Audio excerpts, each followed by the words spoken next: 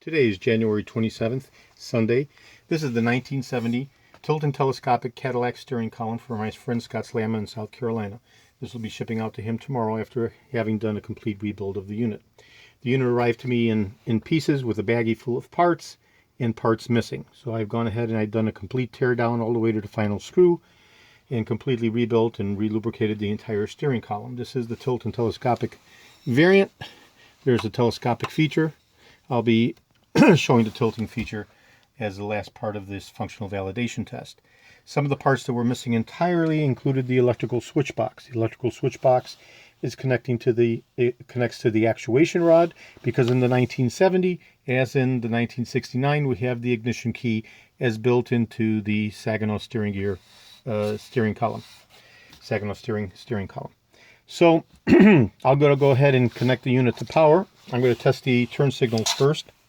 So I'll go ahead and connect to the power feed wire. I've gone ahead and labeled blue is right, yellow is left, left and right rear, left and right front, brake, which actuates with the hazard signal, and the horn. So I'll go ahead and actuate the lever downwardly. I've added levers. Levers are not included.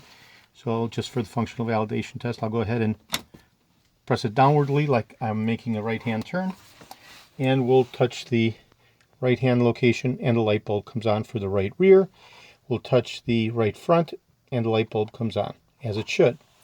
Now I'll move the power feed over to the cornering lamp and touch the right side cornering lamp, and the right side cornering lamp comes on, whereas the left does not. So left does not come on, right comes on. We'll go ahead and back to the power feed again, and again, right comes on, but left does not. Right comes on, but left does not, because we're in the right-hand turn signaling mode. Now I'll go ahead and I'll go back to neutral with my turn signal and pull it upwardly as if I'm making a left-hand turn.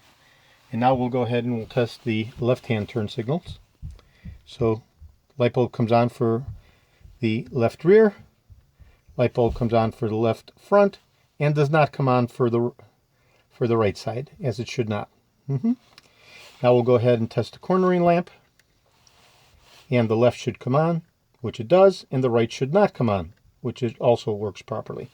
So we've tested all of the turn signals, right and left, front and back, as well as the cornering lamps, left and right. Okay, now we'll go ahead and we'll connect to the hazard switch, and we'll push in the emergency flasher as if we're going into hazard mode. Now we've enabled that, and I'll touch the brake light, and the light comes on because the brakes actuate with the hazard switch, as does the right, as does the left. Left and right. And the brakes all together.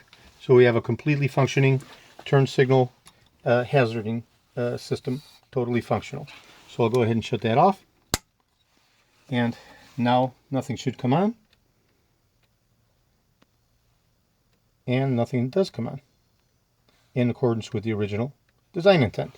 So all of the electrical turn signals and hazard lights and cornering lights are functioning. So I'll go ahead and remove the power.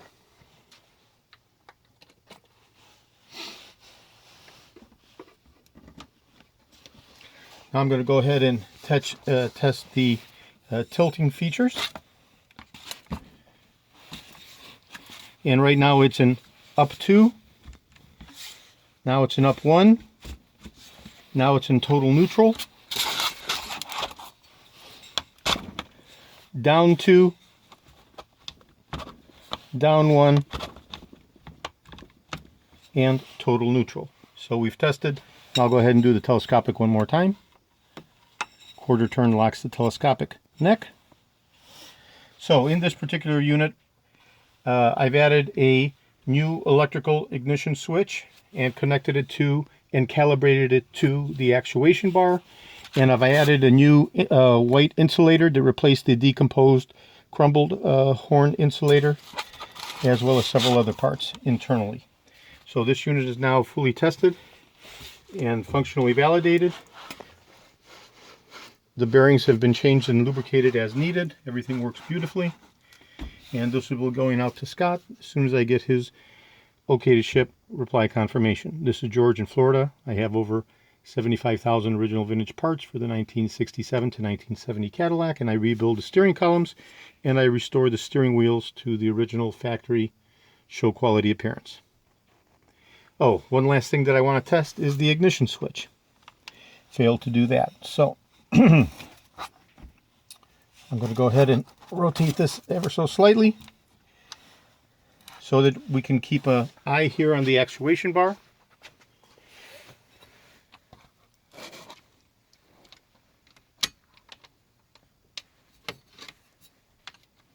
So this is how the normal key is removed and inserted into the ignition. As I turn the ignition, we'll see the actuation bar move. The first thing I'm going to do is turn it in reverse, as if I was initiating the accessories.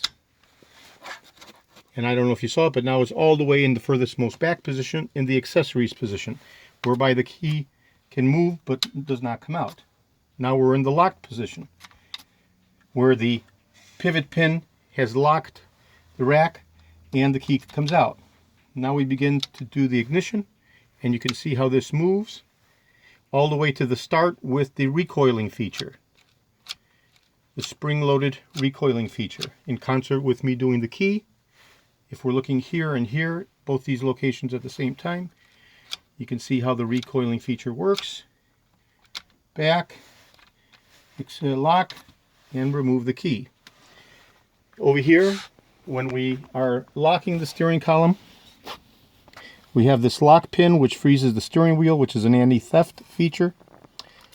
I'll just show how that's retracted when we go to turn on the key, and how it locks the turn gear in place, locking the steering wheel as an anti-theft mechanism.